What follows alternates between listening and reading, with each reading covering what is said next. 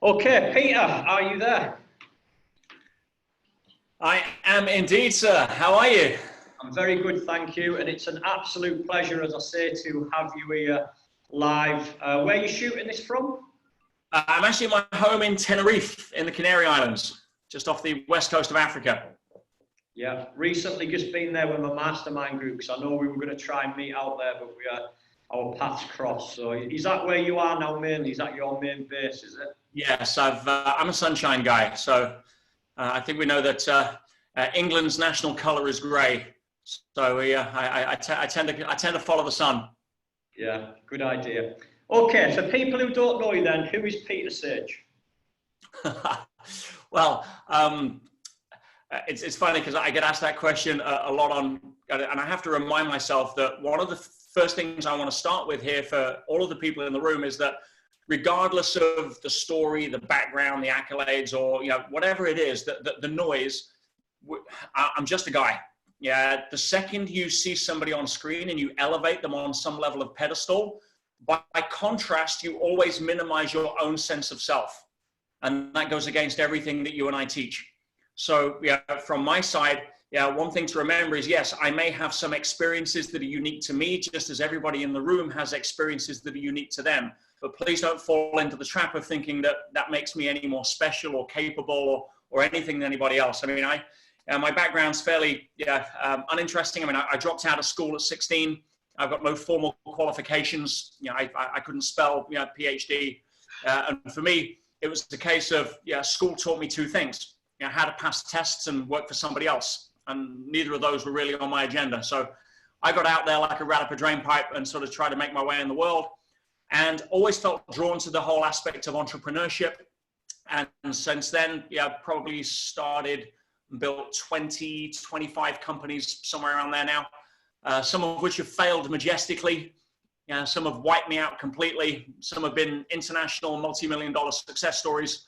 And some should have clearly stayed ideas when I was drunk, and pretty much everything in between. So what I guess that the biggest aspect to all of that is that I also got into personal growth at 17 years old. I'm 47 now, so I've had 30 years as an active entrepreneur and 30 years in the personal growth space being very active. And again, that doesn't make me special. Anyone in that room can spend 30 years studying something, whether it's maths, nuclear physics, or a language, or golf. And in 30 years, you expect to know your way around. So for me, if say the illusion is that I'm any more special, please get rid of that right now. I may have just had a little bit more experience than some of the people on their own path. Okay, tell me, 17 years old, how does somebody get into personal growth at 17 years old? Please tell me how that happened.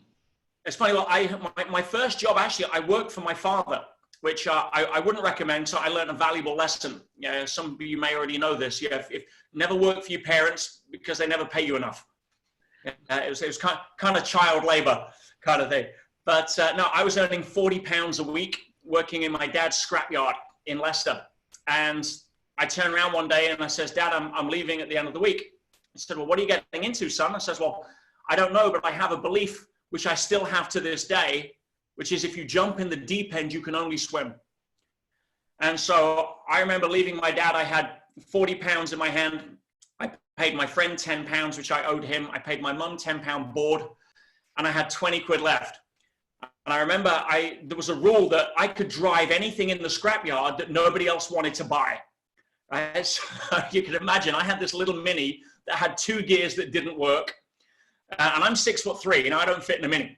I got to take the front seat out so I can sit in the back and drive. And this is the days before Minis were cool. Right now they're cool. They're owned by BMW. But before then, this is the old Italian job, And I drove to a toy wholesalers, and I thought, oh, nobody's selling toys. I wanted to get onto like car boot sales and on the markets. So I drove to a wholesaler that was essentially renowned for being very strict with trade only. Now, I didn't have a trade license. I didn't have insurance, but I walked in as if I owned the place. And I started walking up and down the aisles, taking notes. And the manager walked up and says, excuse me, can I help you? I'm like, no, I'm fine. Carry on. He says, well, do you have an account with us? I'm like, well, not yet. I said, but I'm a market trader. I specialize in toys, and I have stalls at Nottingham and Newark and Peterborough and all of these other high poke stalls. And in my mind, I was telling the truth in advance. Love it. And so I said, yeah, I was on the market on Sunday. Somebody recommended you. I normally use so-and-so. And I mentioned the next one down in the yellow pages. I mean, this is days before Google, right? And he says, oh, certainly, sir. Would it be a check or cash account? And anyway, gave me a trade card, didn't ask any questions. And I got my last £20 and I bought £15 worth of toys. And my sophisticated market research was, if I was a kid, would I play with that? And that was about it. And I chose £15 of the toys. I drove to a car boot sale in my little Mini. I remember winding the window down and handing my last £5 that I had through the window to the field, the farmer, wondering if I'd ever see it again. And I pulled up next to all these other cars. Now the Mini, the engine's in the boot. There's no. I got these toys on the back seat. Everyone had like these pace tables and stuff to put on. I couldn't afford a pace table. It wouldn't even fit in the car. So, but my mum gave me a blanket, and I put the blanket on the floor. I put my toys on it, and I sold those £15 of the toys for £30. And I went back the next week. I bought £25 of the toys. Used my last £5 to get on a car boot sale. And my mum gave me credit on board. She said I was trying to do something. And I built up, and I sold that for £50. And I built up and up until I could cover a market store. Now, back to your original question, what got me into personal growth? There was a couple of things at the time that were very interesting. When I was on the markets, and my first business, by the way, was called Pete's Toys. And I was 17 years old. My catchphrase at 17 was Pete the Toy Boy. Now, that wouldn't work today. Right. 47, probably Pete the Sugar Daddy. I don't know. Maybe I should start a bakery. But no. But when it comes to noticing stuff, I noticed that some days, if I was in a good mood, I would sell more toys. If I was in a bad mood or a negative mood, I wouldn't. And what was interesting was, hang on, this is the same location, the same market, the same demographics, the same people, the same products at the same price point. The only variable which was consistent was me. And that was my first understanding of the fundamental truth that most people will never get to, unfortunately. And that is that your outer world follows your inner world, not the other way around. And I'm a great believer that, when the student's ready, the teacher appears.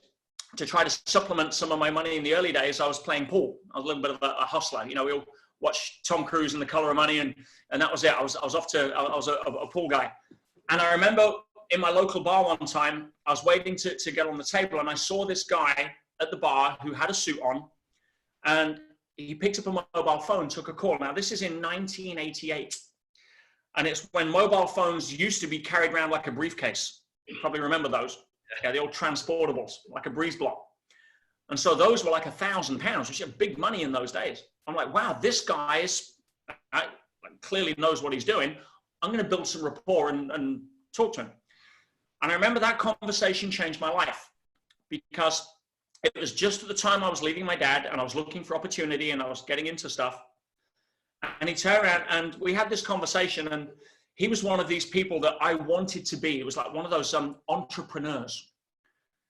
And I mean, he was quite old. I mean, I was 17. He was like 22, right? And he'd obviously got a lot more miles on the clock and I made it. And I remember he turned around and he says, "Sir, I see something in you, young man, that I see in myself at your age." Again, I was 22. He says, "I'm going to bring in something tomorrow that I'd like you to listen to."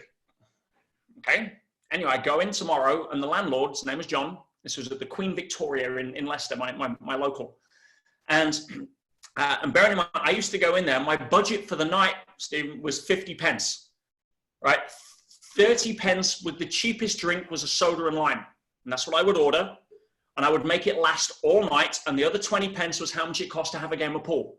And I would normally stay on, because it was winner stay on. And that's how I do it. And when I lost a game, I'd go home, right? So 50p a night was my budget. And hopefully I'd be walking out with 7-8 quid and maybe a tenner on pool winnings.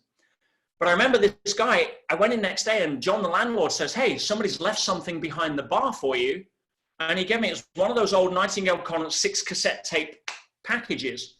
And to this day, I can't remember the title of it. But I went home and I remember getting on my little single bed in my parents' house. I had one of those little pop-up cassette recorders that you put in, the little foam headphones. And I started listening. And it was the recording of a seminar about success, personal growth or something. And I remember being floored. I'm like, whoa, hang on a minute. You mean there's an industry that actually teaches you success? Holy crap, where was that at school? You know, because that's what I wanted to learn. I wanted to learn how to be successful. I didn't want to learn algebra. I didn't want to learn the periodic table so I could get a job somewhere to be able to try to earn money to be successful. Why not cut up all that employment crap out of the way and just learn how to be successful? And I was blown away. And I remember every penny I made on the toys, every penny I got, every spare moment, I would buy another book or another tape, and I would sit there night after night. Yeah, and I remember my friends telling me, I said, "Oh, Pete, I don't see you in the bar." I'm thinking, yeah, I don't see you in the bank. You know? And I remember I left my dad in June, and by October, I'd made my first 1,000. And I was so chuffed because I'd made it, I'd not earned it. And to me, there was a massive difference, because that way nobody could ever fire me. You could never take my toolbox away. And most of that came through the personal growth. And that's when I made the connection between my attitude and what happens in my life, whether it's more people buying toys on the market or stuff showing up or my ability to deal with challenges. And that was how I got into it. That was kind of the story. Who did you say that was? Sorry, was it Earl Nightingale? Did you say? I don't. To this day, I don't know. I studied Earl Nightingale a lot after that. Obviously, Stranger's Secret is a classic. You know, and again, you can sum that all up very, very simply. You become what you think about most of the time. If that's not another way of saying outer world follows inner world, I don't know what is. But no, it was kind of a live recording of a seminar. And I again, to this day, I'd love to go back and hear that all up, because it was my total introduction into the world of personal growth. And I just became hooked. And it's been my passion, ever since, every single day since then. Yeah, I've got that saying on the wall in my office: "As you think, so shall you become." Yeah, that was a Galilean instruction. Yeah, that was part of the Bible. Yeah. Okay, so I want to ask you something now. There's people, we all face challenges in life, and I want to know, you've obviously you've had amazing success, you're impacting people all around the world, but a few years ago, life pulled the rug from underneath you. And tell us about that and what happened. Well, to begin with, I'll pre-frame this by saying that there's really two major demarcation points in the journey in a person's life on the road to emotional maturity. You see, we don't get to vote whether we grow up physically. That's part of the rule set. And I don't care how many creams you buy, or how many live juices you drink, your body's going to change. That's part of the game. But emotional maturity, spiritual maturity is a choice. It's an opt-in. But there are two major milestones on that journey that I think have a major impact with most people. The first is the day you finally become okay not being liked. Because for most people, fear of rejection, need for approval, avoiding the fear they're not enough, all of the usual suspects are a major driver in how they show up. And all of that prevents you from being authentic. Because you can't be authentic if you're worried about what you think somebody else is thinking of you, which is a gas. We'll get into that later. But being okay with not being liked allows you to live life on your terms and not try to fit everybody else's pictures that you project into, thinking that this is how I need to be in order for them to like me. That's why we're breeding a generation of snowflakes right now, which melt under pressure, because the entire school system, predominantly in the US at the moment, but creeping in here, we're breeding a culture in the youth today, which is far more about, oh, I'm easily offended, rather than, hey, you can say what the hell you want to me. Nothing's going to offend me because I have a high level of self-esteem. That's what's going to help shift the world, not snowflakes. Yeah. Anyway, so the second part on the journey of emotional maturity is the day you wake up to the understanding that life is a growth-centric experience, not a comfort-centric experience. And when you can understand that, because everything in nature operates by two laws, growth and contribution. Everything in nature grows and contributes, or it's taken out of the food chain. We're no different. So when you realize that life is a growth-centric experience, you can parallel it with the physical world. How do we grow? And you're in great shape. You're no stranger to a gym. You understand what it takes to grow the physical body. You need to push it past its comfort zone. And if you do that, if you push your body past its limits, it's pre-programmed to return with a better version of itself. Well, inner world leads outer world. So if we want to become the best version of ourselves, we need to be able to understand that we were born into a gym and we are athletes.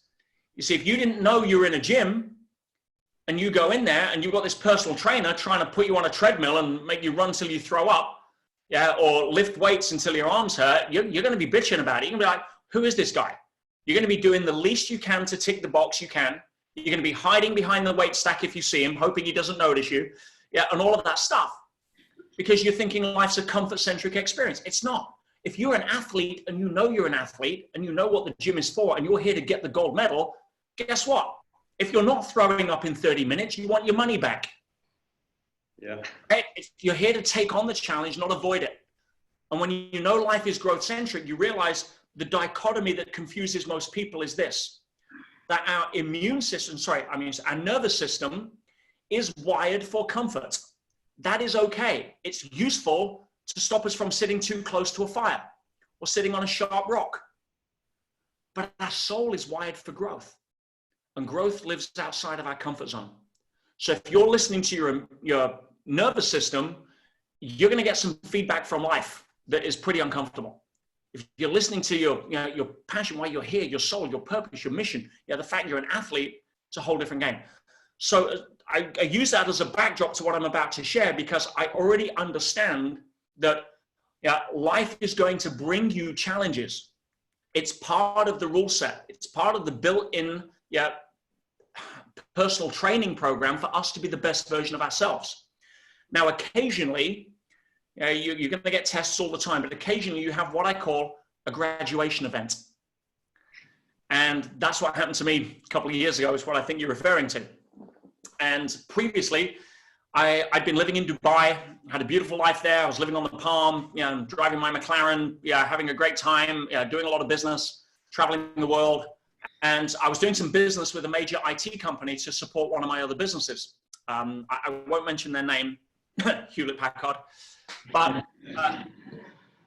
I bought and sold about $12.5 million worth of goods with HP. I bought them, paid for them in full. I had no contract with them that prevented me from reselling it.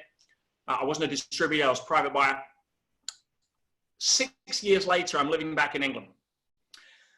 I get a knock at the door, 7 in the morning, with a team of lawyers from Mishcon de Reya, which, if you're not familiar with, is probably the most ruthless law firm in London. They're Princess Diana's divorce lawyers, $100 million firm. And every review you look at them, the same word keeps coming up, ruthless. They don't fuck about.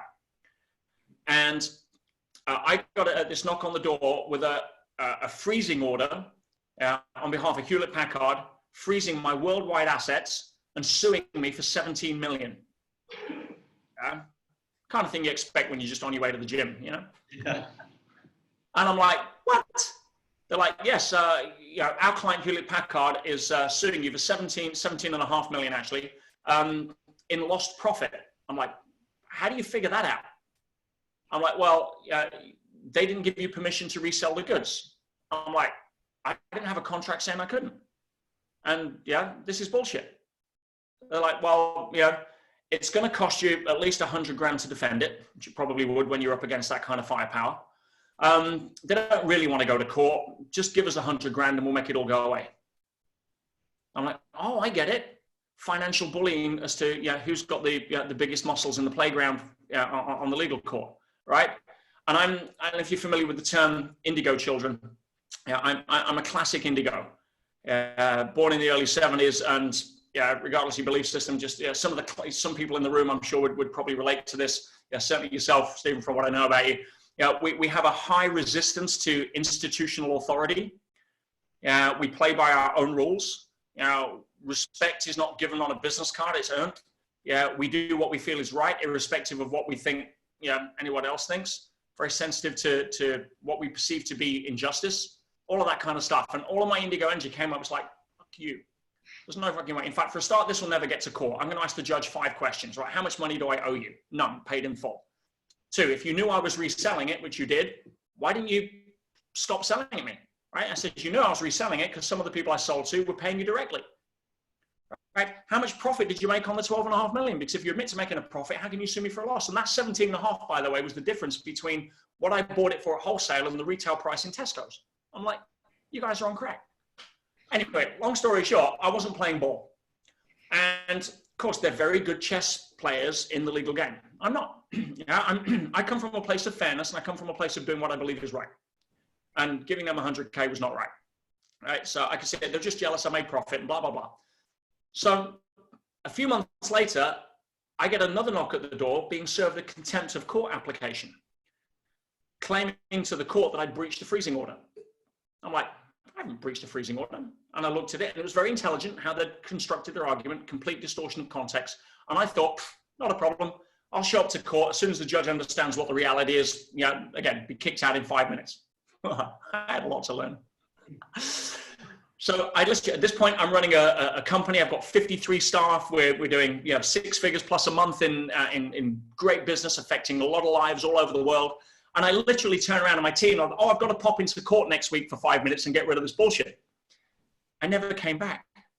I go in there, and they've got a QC, a silk, higher than a QC, junior barrister, 3 solicitors, their own transcriber. They spent 200 grand just on the committal application in the High Court. I'm on legal aid because they froze my accounts. I've got some barrister that qualified from the legal school of mutism that never opened his mouth. I mean, literally, right? You read the transcripts, he never asked a question. And again, parents in the room, you'll understand, children, even a 5-year-old can make a parent look stupid by asking the right questions, So I go in, they sell this to the judge. He gives me 6 months in jail as a civil prisoner. Right? Now, never been accused of a crime, never been convicted, never been arrested. Still to this day, don't have a criminal record. Right? I ended up serving 6 months in Pentonville, the most violent prison in the UK statistically. Right? Treated exactly the same as any other prisoner. And lost everything. I went from 53 staff to 3 staff in like 3 weeks. Everything went down. We just sold 50 tickets to my business school. That went £1,000 each. We'd spent like 50 grand on Facebook to get 50 grand worth of tickets sold. So we break even going in the room. And now 50 grand worth of people want their money back. It was a complete disaster from that perspective. Lost everything. Plus, I thought, well, I'm on legal aid. They can't give me the costs. Wrong. Hit me with nearly $250,000 in legal debt. I mean, it was like, you keep going. So just before I went in, my fiance at the time turned around and says, this doesn't look like it's going according to plan, right? I'm like, well, no, you're right. I says, I could even go away here, honey, because the penalty for breaching a contempt order could be prison. Couldn't see it ever happening, right? But I said, here's the deal. I've been very blessed over the last 25 years plus of being able to affect millions of people around the world with the work that I do. But maybe the real people I could help never get to see it because they're in somewhere like Pentonville. Now, if the universe or whatever you want to call it wants to send me in to go do my work, honey, let me go. Right? If that's the game, that's the game. And what an amazing opportunity for me to be able to test and show my students that what I teach is real. And so I'm a great believer, Stephen, that identity is a big part of who we are. A lot of the challenges with entrepreneurs that see themselves as a wantrepreneur is that they think they need a successful business in order to qualify to call themselves an entrepreneur. So they walk around not owning the identity of an entrepreneur, even if you're working for a job, for somebody else right now, and there's part of you is born to captain your own ship, then owning the identity of an entrepreneur first will allow you to see the opportunities to move to. Right? So why do vegetarians not eat meat? It's not because they have different teeth or a different digestive system. So identity is, I am a vegetarian. Regardless of the reasons you choose the identity, moral reasons, taste reasons, health reasons, doesn't matter. But the identity governs who you are. Otherwise, you have what we call cognitive dissonance. So for me, I knew at that point I had to choose an identity walking down the steps in handcuffs. And I could either choose to be a prisoner, which would bring all sort of connotations of injustice and victimhood and all this bullshit, or I could choose to go in as a secret agent of change. And that's what I took on. And I went in, and literally, I remember getting to Pentonville, and the first person to give me my clothes, prison officer, turns around and says, can I ask you a question? So sure. He says, are you a police officer? I'm like, no, please don't give me that label going into here. That's not conducive to a survival strategy, you know.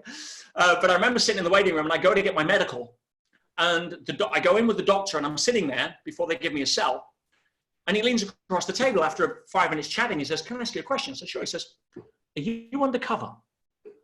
And I started laughing, and I says, you're the second person that's asked me that. Why? He said, I've never seen anybody in 20 years as a prison doctor so happy on their first ever day in prison. And I explained the reason why I thought I was there. And anyway, he didn't give me any crazy pills, which was good. But I remember going in, and this is a real environment. I mean, 3 deaths in 1 week was the worst week I was there. Attempted murders were pretty much weekly. Blood on the floor was a daily occurrence. This, again, statistically the most violent prison in the UK. And I knew I was going in there for a reason. And I remember I wrote to my senior students. I was halfway through one of my senior coaching programs, 6-month program. I was 3 months in. And I remember saying to my students, hey, look, just because the teacher's not in class means you get to skip school, right? In fact, I'm inviting you on this journey with me as a case study. I'm on a field trip here. I said, so I don't know what's going to happen. I know that arguing with what has already happened or resisting what has already happened is futile. So many people put energy into what if only, and all that bullshit. Right? Forget it.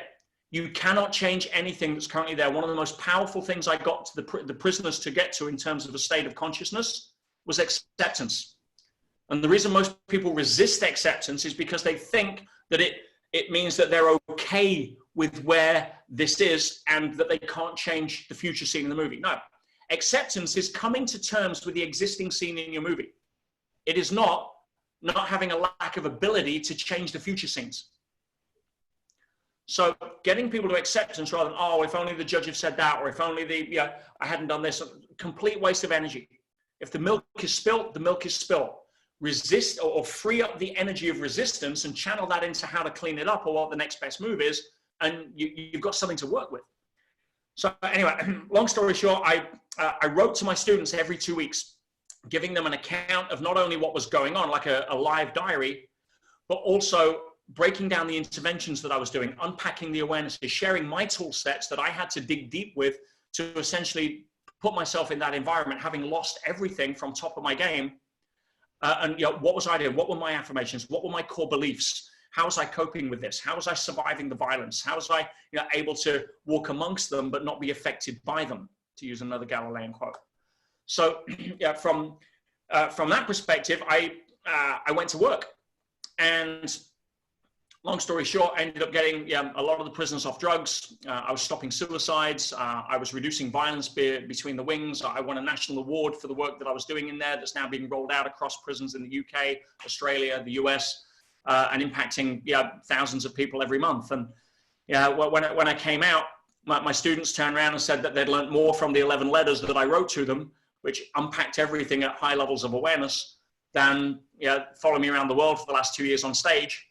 And I told them, it was the most amazing, incredible adventure I've ever had the privilege of living. Wouldn't swap a second of it. In fact, I've had more stress since I've come out. I've got a bit more grace since I came out. I'm thinking of going back for a detox to begin. No, okay, careful what you wish for. It's all good. But yeah, no, that was just a classic graduation event. And I remember when on my first letter, I wrote to them, I said, listen, the fundamental rule number 1 of personal growth is this: theory doesn't cover the price of admission to the higher levels of greatness. You can talk a good game all you want, but expect to be tested. We're in Earth School, for goodness sake. We're in the gym. Expect to be tested. If you're a relationship expert, expect to have a relationship problem so that you can demonstrate, you can prove what it is that you talk about. If you're a health professional, expect to get a health challenge so that you can demonstrate that what you talk about, you believe. You don't just pay lip service to. I've been talking and teaching positive psychology, motivation, inspiration, human behavior for the best part of over a quarter of a century. If I can't walk my talk walking into somewhere like that, you shouldn't ever listen to another word I say. And that's how I saw it. And I literally wrote in my first letter that don't worry about me. I'm simply on location for 6 months filming the prison scene of my amazing movie. So on that, Peter, I spoke with a few people who also seen that video, and being brutally honest with you, they said that it was bullshit, that was all the face, that you were putting that on, and nobody could be that relaxed when they're going to prison. Now, I personally, I believed it, and something which I say now is what you said. I believe in that video of trusting that the river bends. And I have that philosophy in life, but when I seen you in that video, I thought, shit, this guy's like next level up. If you can be that relaxed when this level of shit's being thrown at you, that's where I need to be. That inspired me to think, right, that's the next level of resistance that I need to have. So the question is, did you maintain that throughout that full 6 months, or was there any sort of wavering on that bulletproof mentality? Of course. I mean, we're human at the end of the day. As human beings, we experience a wave of emotions. But here's a key distinction. Where do you live and where do you visit? Yeah, let's use health as a parallel. Yeah, if we take sort of like as a scale here, at this end you've got Olympic vegan athlete, and on this side you've got couch potato, Haagen-Dazs and pizza addict, right? You get the idea, right? So most people, unfortunately, live a little bit this side of the center line in most, with where they are. People like yourself, great example of someone who's in shape. Someone I try to aspire more this side of the center line. But here's the thing, it's like with anything. Where do you live? Where do you visit? If you live in the gym, you can visit Domino's once in a while. It's not going to do a lot. But if you live on the couch with a bag of Churritos every day, you can visit the gym once in a while. It ain't going to do a lot. Now, the challenge is, if you start visiting too often, you'll end up living there. Yeah. And so for me, it was, was there times where I doubted myself? Absolutely. Was there times where I cried? Absolutely. Was there times where I wondered if I was going to make a difference again, or everyone would listen to what I said again? Absolutely. And I was very honest with that in my letters. In fact, the third letter that I wrote after the first two letters came out. And again, people that doubted that video, I can understand, because it's such a mismatch to where their own model of the world is. And that's okay. Again, it's not better or worse. I've just had 25, 30 years in the game. Yeah. So it's like anything. If you're looking at something, you can only project through your own model of the world. Anyone that's read the letters completely understand, because those letters weren't written after the fact.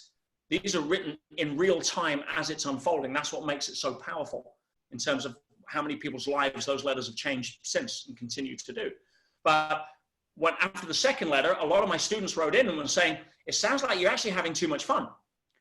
I'm like, well, hang on, let me just be real about what the actual situation is, because again, this is not the objective reality. I'll explain the objective reality, but my subjective experience of that reality is clearly going to be different to most people, because I live this stuff. But I also think, Stephen, that I got away light. I got a graduation event that played directly into my skill set, which is kind of how the game is set up. For some people, their graduation event is their best friend dying in their arms. Or go on, sorry, parents leaving them or what have you. So we get what it is that we need. What was the impact on people around you? So when all your staff went from, what was it, 53 staff to 3 staff in like less than 3 weeks. And your partner at the time, what was the impact on the external things? What was the wider impact? Well, obviously I had limited access to that because I was in a tiny little room. But one of the things that I was mindful of is that, okay, I'm clearly in the gym, but I've also dragged a lot of people into their own workout. Now, how they deal with that is testimony to what it is that I teach, which is why a lot of people ran for the hills, because I've attracted a lot of people into my company that were great to ride the wave and be around and want to learn and positive. But again, theory doesn't cover the price of admission to the higher levels of greatness. So some of them weren't ready for that level of weight on the bar. And some of them look back now, or certainly afterwards, as wow, that was the best thing. Just like most of us in the room here. A lot of the time, I put a sign up on my cell door. It's one of the first things I wrote when I went in, taken from Napoleon Hill's classic Think and Grow Rich. And that sign was, every adversity carries with it the seed of an equivalent or greater benefit. And I put that on my cell door and I read it every day, many times a day. The challenge is for most people is that they're too busy complaining and focusing on the adversity to take the time to water the seed. Yeah, so a lot of people, they got thrown out. They got thrown out of bed in a way where they didn't like how they landed on the floor. But that was their test. That was their movie. That was their script that they're living. I can only send my apologies, but my job is not to focus on other people's movies. My job is to focus on being the best example of who I can act in my movie and hopefully help them that way. We've got no right to impose our own model of the world onto other people. Yeah, something you mentioned there, and this is something that this was something that I really liked about yourself when I first come across the material that you put out there. It was something which I do, and sometimes I get criticised for it. Is you always talk into previous mentors, you're always putting them on that pedestal of people who help you, and people have said to me, "Why do you do that?" Like, by letting somebody know there's somebody above the guru, that surely that's like depositioning yourself. And I've always had massive respect for people who've helped me. If someone's helped me, then I'll never ever forget that, because I look at it and think my life is where it is now because of you helping me. And I've noticed that's something you always do. You always talk about people who've helped you and mentors that are potentially in competition with you, that are around now. What's your reason for doing that? It's down to levels of consciousness. Remember, as I said, we don't get to vote on whether we age biologically, chronologically. We get to vote on our own journey of emotional maturity. And for me, in my 20s, it was very much about the insecurities I had as a young man, trying to prove to the world I was good enough. When I make my first million, then I'll have really made it. Well, of course, I did and I didn't, because now I need 2 million in case I lose the first, and you keep going. There's no end to that game because it's built on a foundation of insecurity. What you have ultimately will never make you happy. Who you become will make you happy. And that's the real reason why I say to people, stop setting goals to try to get something. Set goals that you don't know how to achieve, because the real purpose is to see who you need to become in order to achieve the goals. But on that route, you tend to mature, hopefully at some point, to a place where you realize that humility is far greater strength beyond a strength. And if I can't credit the people that have put me here, it's because my ego is looking for significance. It's looking for approval. It's looking for, sort of being that granulization, which is a complete empty drug. And it isn't to say that people should be there now. Everybody's on their own journey. Buddha wasn't born enlightened. He was born Prince Siddhartha and had to go through his own journey of evolution. So if you ask yourself, try to take out the kind of the spiritual ego aspect of it, which gets very prevalent in today's sort of new age world. What's better, a 10-year-old or a 15-year-old? Well, neither. That one's just further along on its own journey of its own potential. And an acorn or an oak tree, same deal. So I don't look at people who are saying, trying to take all of the credit for themselves and judge them, because then I'd be at the same level of consciousness. I'm just grateful that I've had the ability, and probably many lifetimes before this, of running on the hamster wheel in the Slow Learners Club. For me to be able to have, to be blessed enough to have learned from some of the people, why wouldn't I want to give the credit? And to wrap this up in something practical that I think can make an immediate difference for the people in the room here, I'd frame it this way. Almost everybody that you meet today is dealing with, either consciously or unconsciously, avoiding the primary fear that we have as human beings. And that primary fear is the fear that we're not enough, which ultimately links to the fear that we won't be loved. And we can get into the whole psychology around that, but predominantly how that translates is that most of us are looking around to try to get significance and validation.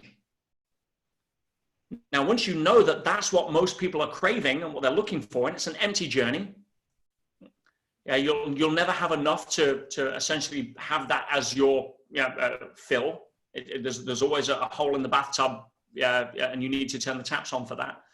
But when it comes to understanding how to interact, there's a shift. If you can play the game of raising the significance of others rather than trying to get it for yourself, you'll find something magical. And that is that you will get more significance than you got before. The distinction here is that you don't need it in order to be fulfilled. Yeah, so if you can understand that by raising the significance of it, and guys, we feel better. It's back to the 2 laws of nature, growth and contribution. Yeah, we feel better putting a smile on somebody else's face than we do our own at a deeper level. So if you can play the game of raising the significance of others rather than looking around your life, trying to find a place to reattach your umbilical cord, then you're going to have an entirely different experience when it comes to your reality. And so, yeah, of course, why wouldn't I want to honor? I mean, the goal of every teacher, in my view, should be for their students to excel them. Yeah, everything other than that is ego. Who's the best teacher you've had? Who's the person who's had the biggest impact on your life? Gentleman called George Zalicki. George, I went to see George. I was at a network marketing kind of deal when I was 18 years old. I'm full of enthusiasm and no direction and all of that, no experience. And I remember seeing this guy get up and talk. And it's a similar parallel to the story of when Tony sat in Jim Rohn's seminar as a young 17, 18-year-old, and it changed his entire life. And I just got into personal growth at that point, and George blew me away. And it's funny because I remember he got a 6-minute standing ovation. I couldn't afford the ticket to the seminar, and how it was in Manchester at the Altrincham Centre. And I got my little Mini. I was back in my Mini. First time I'd taken it on the motorway. I was really worried. My mum was worried, right? And I'm going up, being batted about by the winds on the articulated lorries. And I get to Manchester, and it's a 2-day event. And I got enough for the ticket, but I hadn't got enough for a bed and breakfast. So I slept in the car. Now, this is in Manchester. I think it was something like a February. So, yeah, you can imagine the weather. Yeah, and I found this underground car park. It was freezing cold. And I remember I couldn't turn the engine on because I didn't have enough petrol to get home if I let the heat run throughout the night. And I got up the next morning, and I drove I couldn't sleep really, about 6, 7 in the morning. I drove back to where to Armitage, where the Altrincham Centre was. And I went past this country club, and I thought, oh, I wonder. And I pulled in, it's about 7 in the morning, gravel car park, no other cars. I pulled up, I went in, nobody on reception, and I found the sauna and the steam room. Anyway, I got showered, I hung up my suit in the steam room, all the creases dropped out, it looked great. I remember coming out, and there was these Mercedes and Ferraris either side of my car. I'm like, okay, time to leave. And I went back, and of course, I didn't have much money, but I had personal power. And when the doors opened, I'm a front row guy, and I sat on this front row, and it was all a big sales hype kind of pitch, to be fair. But by the end of these 2 days, we just wanted to go out and sell the world. And we got this last speaker of the day, George Zalicki, some American, some Yank, is coming in, tell us how to do it, whatever. This guy comes in, I'm on the front row, he spoke for an hour and a half, blew me away. I heard things I'd never heard before. And he taught me a lot about understanding psychology. I mean, him and Tony Robbins, I mean, I'm blessed to work with Tony for, 15 years as an experienced trainer alongside Tony Robbins. That gave me a huge grounding in my understanding of human behavior. But George was always one of the great people. And I remember at the end running to the back of the room where they sell the books and the tapes. I'm like, what have you got on that guy? And they said, we got this one tape. It's called Profile of a Champion, cassette tape.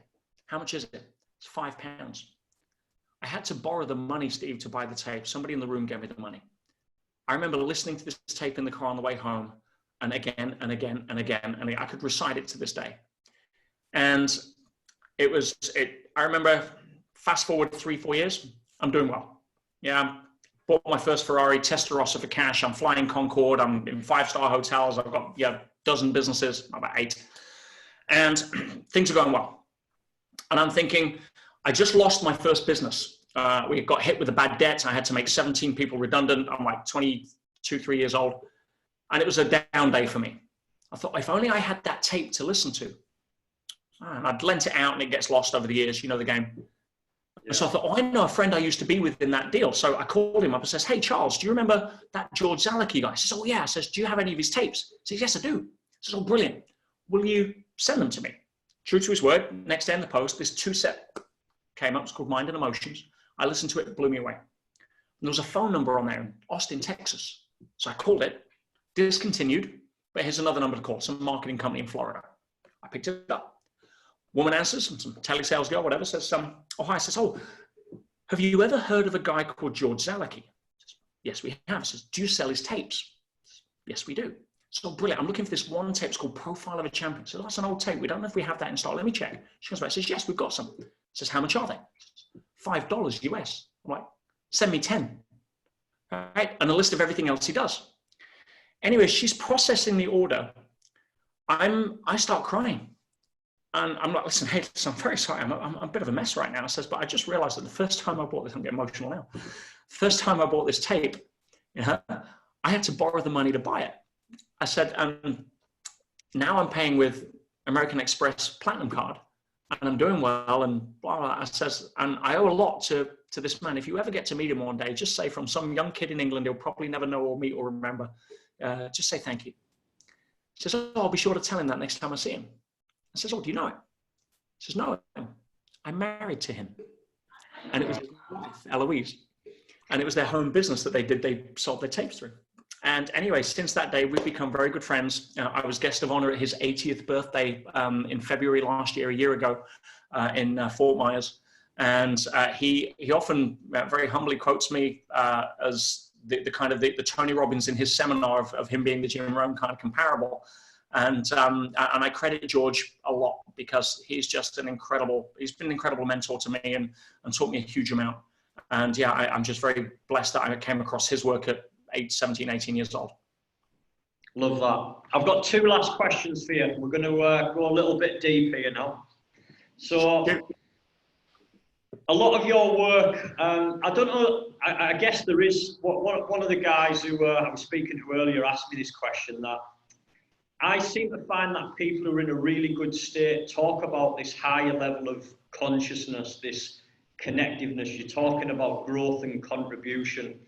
And you talk about consciousness. What is consciousness to you? Is people talk about God, religion, light, energy. What is this consciousness, and what's your take on it? Should have started that first because we've only got another 5 hours, I think. Yeah. Okay, 5 minutes. I'll sum it up, and I might need 10. Einstein said something very profound. He said that you can't solve a problem at the same level of consciousness that created the problem. And I looked at that because a lot of people have this nebulous understanding of this 13-letter word that science calls the hard problem. You know, we now know that, yeah, the only thing you can do in life, my friends, is experience. That's it. Life is a subjective experience. As Einstein said, there's no out there. That's a hard pill for a lot of people to swallow. But when it comes to consciousness, on one side of the fence, you have the sort of airy-fairy, hippie, happy, clappy kind of nebulous, let's sing to the divine. And it's very, yeah, it's hard to get to grips with. And on the other side of the fence, the less esoteric, the more scientific, biology tries to reduce it as a byproduct of brain function, which it isn't, never has been, never will be, because it isn't. The brain doesn't produce consciousness any more than the television produces programs. Right? So you need to have some level of understanding that gives you practical application. So I use a model called my 4 levels of consciousness, which, again, it's just a model. You have to understand that models are useful to the extent that you can get practical benefit from them in your own movie. Yeah? And so I chunk consciousness into 4 particular levels that allow you to navigate what most people don't know how to navigate. And again, consciousness is really the act of experiencing life now, or dreaming. You're still conscious when you're dreaming. You're conscious of who you are. So it's not the reality frame that's what we call physical matter reality. But again, don't get me down that rabbit hole. So 4 levels of consciousness very quickly, because this will be a practical tool for you guys to use. The base level is what I call the level of to me, which is the level of victim. And this is where you see a lot of people in today's society, conditioned mainly by the media, who reinforce it. And that is saying, I would have the life of my dreams. I would have the job that I want. I would have the partner I want, but everything happens to me. Complete victim mentality. Now, life will give you the feedback that that's not a place you want to stay. Anyone that wants to stay victim at some level will get painful feedback that, yeah, it's the rumble strip on the freeway, right? You hit that, you're going to go off the verge. It's there to get your attention. Depression, it's a rumble strip. Anxiety, a rumble strip. You're off center. So the next level up is what I call buy me. That's where you realize that life doesn't owe you a living. It's not going to come and give you a golden ticket. If you want your goals, you got to go after them. And you get into the hustle mode, which is buy me. So if it's going to happen, it's going to happen by me. And you dive in the river rather than waiting for your ship to show up, Disneyland thinking. And you dive in the river, you start swimming hard. You go get your goals. That was me in my 20s. Pretty exhausting, but it can be done. But there's another level. And that's the level of through me. Through me is where stuff happens very synchronistically. Stuff you couldn't have planned with the left brain, stuff that's non-linear, comes out of left field. If you call it, something happens once, it's an incident. If it happens twice, it's a coincidence. But if it happens more than that, it's a pattern. And there's a lot of patterns out there that show up from a non-linear perspective. Then you get what I call ASME. ASME is the highest level of spirituality, what we'd call oneness, non-duality. It's where the spiritual masters taught from, where I see myself in you, I see myself in everybody else, that there's no separation. So to get from to me to by me, what do you got to give up? What do you got to replace it with? You got to give up blame. Blame doesn't work in any aspect of life. Blame is the mantra of to me, not my fault. You replace that with personal responsibility, you can move quickly from to me to by me. But by me is exhausting. It's a phase we have to go through, but it's exhausting. So to get from by me to through me, which is really the area of work that I specialize in, this is what my students come to me for now.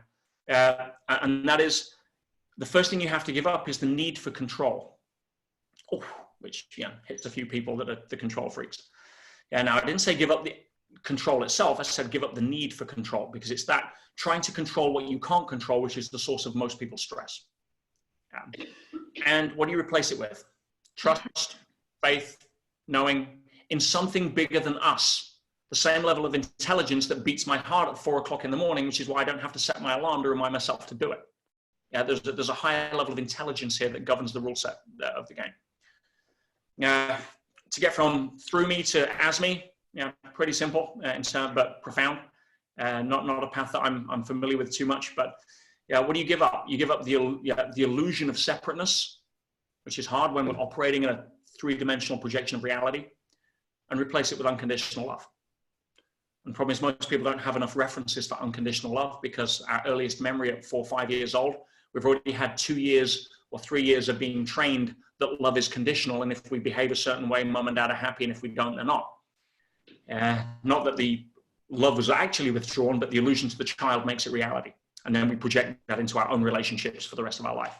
So for me, consciousness is a journey. It's just like the levels in school. And when you pass grade 7, guess what? You go to grade 8. Are the lessons harder? Yeah, they should be. It's part of the game. We're in a growth-centric experience. And you can hang out at grade 3 if you want. You'll get the feedback. And you can't run out of time, and you can't get it wrong. That's a big belief system that I have. So it takes the pressure off. But we're all on our individual journey, and consciousness is something that, as I say, most people ignore because they're too busy trying to get stuff to cover up the insecurities that we all have, that the fear that we're not enough. And when you grow through that, life shifts dramatically. Does that help? Yeah, brilliant. I'm going to ask you one extra question. In one word, who's what spiritual teacher, where have you learned your spiritual work from? One person. Out of the many, I would choose David Hawkins. Okay. His book, Power versus Force, which I talk a lot of in mine, by the way. Okay. Yeah, I outline that in mine. I'm sure we can all check him out as well. Okay, last question for you. Ready for this one? Hit me. So, Peter Sage has died. We're at your funeral, and your family, your friends, maybe his work colleagues are there. What do you want them to say about you at your funeral?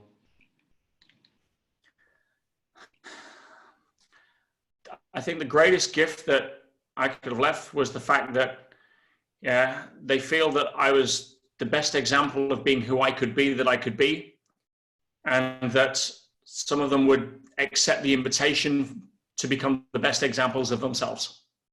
That's all I'm looking for. Yeah, I've got no right to change anyone. I've got no right to impose my belief system, my model of the world. I've got every right to try to be the best version of myself, knowing I'm probably going to get more lessons from the wrong answers I give in class than the right answers. That's how it works. Yeah, it's not about being perfect. It's about just putting one foot in front of the other as best we can, and learning from the times we go off path. And if I can do that and be an example and help people on their journey and be hold up a mirror to their own greatness, then that would be a life well lived. Love that. Okay, Peter, you obviously, you're very fit yourself. You've done, explain the ultra marathon that you've done. What was that? What was it you done? Oh, the Marathon des Sables.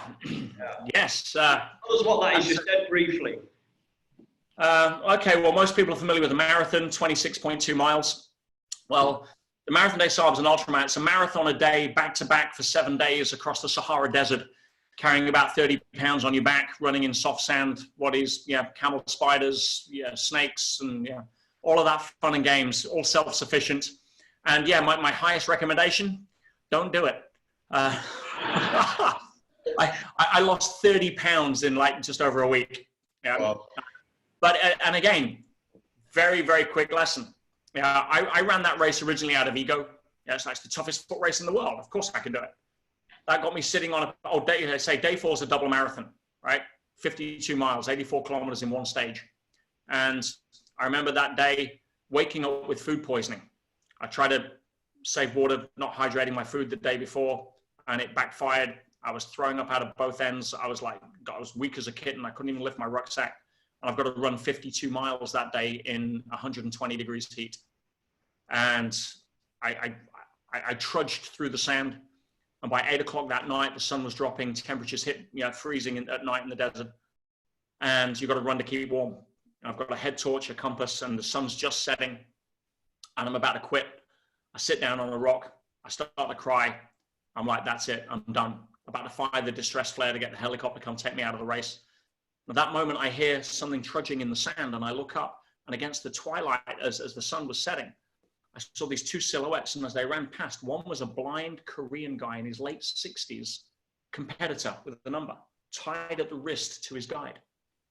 I remember looking at that thinking, wow, what possesses somebody who isn't an athlete, they're a pensioner, who can't even see where to place their feet, want to run the toughest race in the world. And of course, I'm a student of human behavior. I've got to find out, I've got to catch the guy.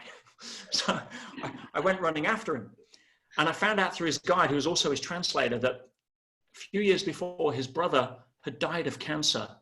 And every single year, he ran this race to raise money for the hospice that had looked after his dying brother. And I'm like, whoa, hang on a minute. If ever I needed a reminder that this wasn't about me, my ego got me as far as sitting on a rock crying my eyes out. So what, I could brag to some girl in a bar that I ran the Marathon des Sables? Are you freaking kidding me? No. Yeah, that was good feedback. And he inspired me. He inspired me to finish the stage, run another marathon the next day, finish the race the day after. And it was all about, how can I use that as an example to show others that they can push past their limits? It may not be the courage to run an ultra marathon. Leave that to idiots like, us. It may be the courage to fix a broken relationship that you've got to say sorry for, learn how to apologize, or the courage to dig down when everyone in your business is saying it's not going to work and you still believe it and you're going to roll the dice. Same part of the human spirit that's required. And that taught me a huge lesson. I write about that in one of the letters in the Inside Track, and just some of the lessons that I was unpacking. But it was an amazing experience, and again, one of the growth parts of my life.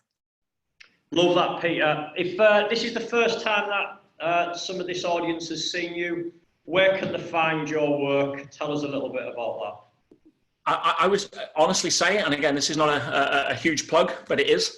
The letters that I wrote from jail to my senior students, when I came out, they said that they were that impactful that I had to publish them. And so I did. It was never meant to be a book, but those actual 11 letters, unedited, that changed the students' lives, we published it, and it went bestseller in 2 hours, Amazon #1 in 4 hours, sold to 23 countries on the first day. And if you check any online review from Amazon, Goodreads, Audible, everything. It's changed the life of every single person who's read that book, and I'm touched and blessed. And it's called The Inside Track. I'll show you a copy there. And rather than go to Amazon and pay 20 quid, or Barnes & Noble in the US and pay $24.95, I'm giving it away for free just for the cost of shipping. It's like, give me like 8 quid, something like that. And if you go to getpetesbook.com, getpetesbook.com, and just cover a little bit towards the shipping, and I'll send you a physical copy directly to where you're at. And my goal is that if you could read it and simply give me a review so other people can see the benefit that they can get from there. And I promise you, read some of the reviews first. And if it's your truth, if it speaks to you, go grab it. That's the best introduction to the work. It's the best work I've ever put in print. And then again, you can find me on Instagram and Facebook and stuff. And I put as much content out there for free as I can as well. If you want Audible, you get an option to upgrade to the Audible as well. It's a journey. I work with a top sound engineer in Argentina. We composed a musical score, original. We've got sound effects because a lot of people like to listen rather than read, so that option's there as well. But yeah, no, again, one of the greatest privileges I ever had was spending 6 months on location in one of the most fascinating adventures I've ever had the privilege of being able to live. Love that. One last thing. I'm a very focused guy. I know what I want from life. And when I've got my eyes on something, I always get what I want. And I've got, one of my desires is to speak on stage with you. So when's it happening? Well, Steve, love it. Thank you for the question. I love what you're doing. And again, this entire event that you've put on and the lives that it's changed and the impetus behind it, which I know, which is, again, your aspect of growth and contribution, and how much it touches you to be able to change the lives of the people in the room. That's what I'm about. You invite me to wherever it is that you want to get on stage, or bring me to the next event that you're doing. And it'd be an absolute pleasure to share the stage with you, my friend. Who'd like to see Peter?